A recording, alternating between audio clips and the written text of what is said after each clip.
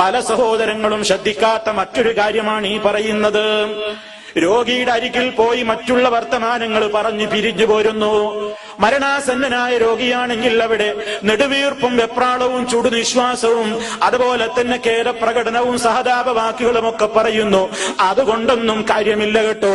ഈ രോഗിക്ക് വല്ല ഉപകാരവും കിട്ടണോ, ഈ മയ്യത്തിന് വല്ല ഉപകാരവും കിട്ടണോ, ആ സ്ഥലത്താരെങ്കിലും ഹാജരുണ്ടെങ്കിൽ പുരുഷനാണെങ്കിലും സ്ത്രീയാണെങ്കിലും പ്രത്യേകം ഓർമ്മപ്പെടുത്തുന്നു, നിങ്ങൾ നല്ലത് പറയണേ.